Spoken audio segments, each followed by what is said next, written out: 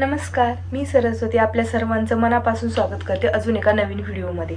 आज आहे मंगळवार आणि आता सकाळचे 11:30 वाजलेले आहेत।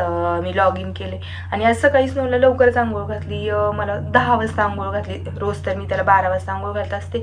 सकाळी तो झोपतो आणि नंतर आंघोळ घालते, पण आज जरा लवकरच घातली आणि आता तो झोपलाय आणि मी लॉग इन केलं आणि आता मी करते काम। खरं तर मी म्हणजे कामाच्या ज्यावेळेस काम चालू असतं त्यावेळेस कधीच व्हिडिओ शूट करत नाही। आपण म्हणलं आज जरा 5 मिनिट करावं। आता तर म्हणजे स्नो झोपलाय तोपर्यंत मला त्याच्यासाठी खाऊ करायचं। आज मी एक नवीन काहीतरी ट्राय करणार आहे। त्याला मी कधी केळी आणि शिरा म्हणजे गरा जो असतो ना ते एकत्र कधी अजून खाऊ घातलेलं नाही, तर म्हणलं आज त्याला शिरा करावा केळीचा आणि रव्याचा।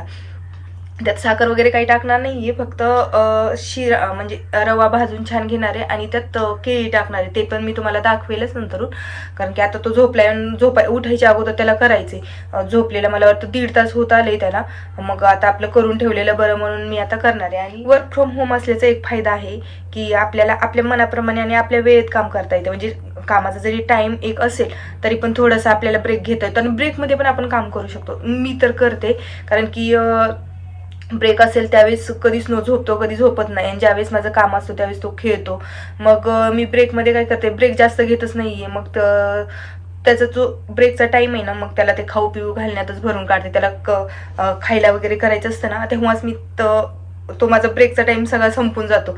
तेवढा एक फायदा आहे, कारण की जसं म्हणजे स्नो झाल्यापासून खूप दिवस झाला, आता लॉकडाऊन पासून वर्क फ्रॉम होम आहे त्याच्यामुळं काही सुरुवातीला काही वाटतच नव्हतं, पण जेव्हापासून स्नो झाला आणि तेव्हापासून मला म्हणजे ह्याचा खूप फायदा होतोय। त्याला पण टाइम देता येतो आणि आपल्या मनाप्रमाणे सगळं करता येते। आता मी थोडंसं एक 10-15 मिनिटं त्याला खाण्यासाठी ब्रेक घेणार, म्हणजे खाऊ करण्यासाठी ब्रेक घेणार आहे आणि तोच टाइम मी नंतर ब्रेकमध्ये ते काम करणार आहे। म्हणजे मग आणि सकाळी लॉग इन पण लवकर करू शकतो किंवा संध्याकाळी पण थोडंसं एक्सटेंड करू शकते आणि मग जे आपलं राहिलेलं काम आहे पेंडिंग आहे ते मी पूर्ण करू शकते। म्हणजे वर्किंग मॉम असल्यामुळे आणि वर्क फ्रॉम होम असल्यामुळे तेवढा एक फायदा मला नक्कीच झालेला आहे। आणि आता इथे हे बघा, हा माझा लॅपटॉप आहे आणि इथे हे स्नोने हे 2 बटन काढले। खरं तर सुरुवातीलाच ते बटन निघलेले होते, माझ्याकडूनच निघलेले होते, पण त्यांनी काय केलं, तो खेळत माझ्याकडे आला ते असंच काढलं। म्हणजे मी डिलिव्हरी व्हायच्या अगोदर ते बटन मी चिटकवले होते। ते कीपॅड मला बदलायचं होतं, पण कीपॅड बदलायला गेलं की पूर्ण कीपॅडच बदलावं लागत होतं आणि त्याला 7-8 हजार खर्च येत होता, म्हणून ते काही कीपॅड मी बदललं नाही। आणि ते फेवकिकनी थोडंसं चिटकवलं होतं, ते चिटकलं होतं, व्यवस्थित चालत होतं। पण आता गेल्या आठवड्यात तो डायरेक्ट आला की असं करतो, मग त्याच्यामुळे एकदा एक बटन निघलं, दुसऱ्या वेळेस एक बटन निघलं।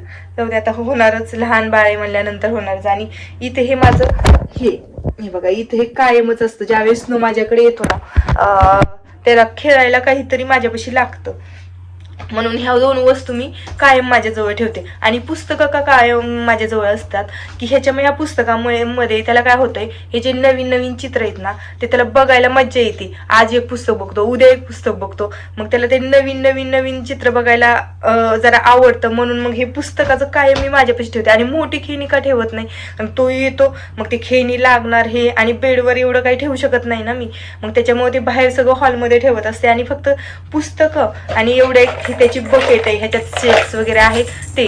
आणि मेन म्हणजे त्याला नवीन लागतं खेळायला, जुन्या वस्तू त्याला आवडत नाहीत खेळायला। आणि ह्या पुस्तकांचा माझ्यासाठी एवढं खूप फायदा झाला। जसं तो जन्माला आहे ना, मला वाटतं 3 महिन्याचा असताना मी त्याला घेतले होते हे पुस्तकं। त्यावेळेस पण त्याला खेळायला बाहेर टाकलं ना, ज्यावेळेस पालता पडत होतं त्यावेळेस मी ही पुस्तकं त्याच्या पुढे मांडायची, मग तो ते चित्र बघत बसायचा। आणि अजूनही तो तसंच करतो, तो चित्र बघतो। आता त्याला पानं वगैरे उलटता येत, अगोदर पानं उलटता येत नव्हती, फक्त ते पुढे ठेवायचे। आता त्याच्या तो हाताने उलटत बसतो आणि नवीन बघत बसतो। काहीतरी फायदा झाला हे पुस्तकं घेतल्यापासून, मला तर खरंच फायदा झालेला आहे। आणि खेळणं म्हणलं तर मग ते फक्त ज्यावेळेस तो बाहेर हॉलमध्ये खेळत असतो ना त्याच्या पुढे मांडायचं सगळं आणि मग त्याचं ते खेळत बसतो। ते सगळं इथे काही मी आणत नाहीये।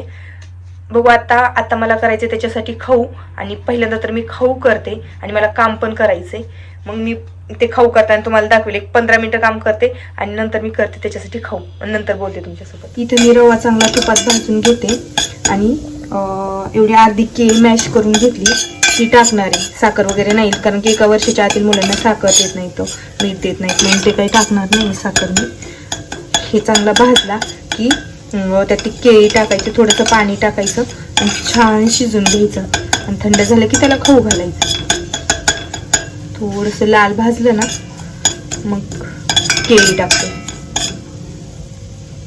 एका टाइमच करायचं आहे, जास्त नाही केलं त्याच्यामुळे थोडासाच बस. इथे टाकली मी केळी. आता ही केळी टाकून थोडंसं परतून घेते, थोडंसं डाळ शिजण्यासाठी मी एवढं पाणी ओतलंय. आता हे चांगलं शिजवून घेते, एवढं पाणी बासून.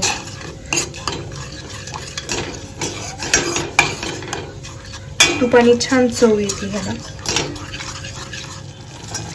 इथे स्नोचा शिरा करून रेडी झालेला आहे, छान झालाय. हे असंच म्हणजे एवढा पातळ चांगला आहे त्याला खाण्यासाठी.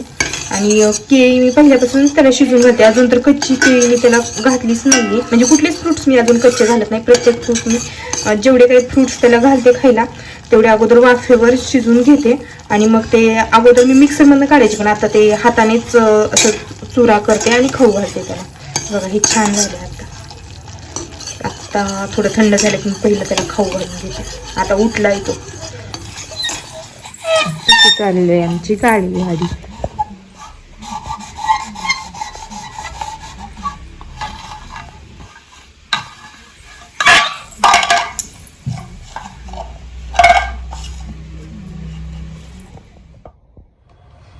हॅलो, आत्ता वाजले दुपारचे 12 आणि आज आहे गुरुवार. आणि गुरुवारची मी इतकी निवांत कशी काय, तर ऑफिसमधून आम्हाला काही कारणानिमित्त सुट्टी दिलेली.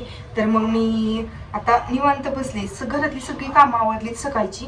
आणि शंभूला पण आंघोळ घालून झोपवले आणि त्याला हॉलमध्ये झोपवले. आणि मी जर तिथं इस्त्री करायला बसले असते तर मग तो माझ्या आवाजाने उठला असता. म्हणून मग मी काय केलं, बाहेर एक्सटेन्शन घेतलंय, एक्सटेन्शन लावले आणि मी बसले इथे बाहेर इस्त्री करता. आणि बाहेर बॅकग्राऊंडचा पण आवाज येत असेल, कारण बाहेर बसल्यामुळं, पोर्चमध्ये बसल्यामुळं बाहेरचा पण थोडाफार आवाज येतो. त्या दिवशी मी काहीच नाही केलं, एकच शर्ट इस्त्री केला. एक शर्ट इस्त्री केल्यानंतर दुसरा घेतला, एकच बाजू शर्ट केली की तो उठला. मग तसंच ठेवून दिलं आणि नंतर पण त्याचा मामा आला होता, मग त्याच्यासोबत आम्ही गप्पा मारत बसलो. ते राहूनच गेलं, सगळी कामं राहूनच जातं. असंच काहीतरी होतं, शनिवार सुट्टी असली की मग ते सगळं राहून जातं. म्हणलं आता काय करते, 2-2 कधी 2 कधी 3 कधी असं 1-2 शर्ट करावेत आणि ते सगळं आवरून घ्यावं. बाकीचं पण मला खूप सारे काम आहेत, ते पण आवरायचं. तर मग म्हणलं आता तर आहे निवांत, तर एवढं करून घ्यावं म्हणलं, म्हणून मी बसले करत. आणि शंभूचं खायचं पण करून ठेवलंय, आता ते शिजतंय गॅसवर. हौस ग बाई मला ग मोठी म्हणल्यासारखं. इथं स्नोला मी नेसवली साडी. आता संध्याकाळी त्याच्या बाबांची बोलणी खाण्यासाठी तयार राहायचे, कारण की त्याला असं काही मुलींची कपडे घातलेले त्यांना आवडत नाही. आम्हाला फोटोशूट करायचं होतं म्हणून इथं नेसवली. किती वेळ साहेबांना असं नादी लावून 2-4 फोटो काढलेत आम्ही आणि एक व्हिडिओ काढलाय. एक कसं पण नेसवलं, एक करूच देत नव्हतं. बिन कशी लावली ते व्यवस्थित काय करूच दिलं नाही, तरी पण नेसवली बऱ्यापैकी. स्नो इकडे बघ, असे काय घातलंय ग बाबू तू? का घातले? छाडी छाडी. आपल्या आईला काय मेकअप बिकअप येत नाही, पिना लावा येत नाहीत का नाही व्यवस्थित. अरे आणि आता तू कांद्यासोबत गेली, तिथले कांदे आम्ही घेतले. खेळायला काहीच खेळणं बाहेर आणलं नव्हतं. आता बघा हे बघा कसं सांदीला जाऊ जाऊ घेते त्याच्या चेअरच्या खाली. हे बघ धर, हा जा पण. गुलाबी साडी आणि लाली लाल लाल दिसते मी भारी, ताजा फोटो माझा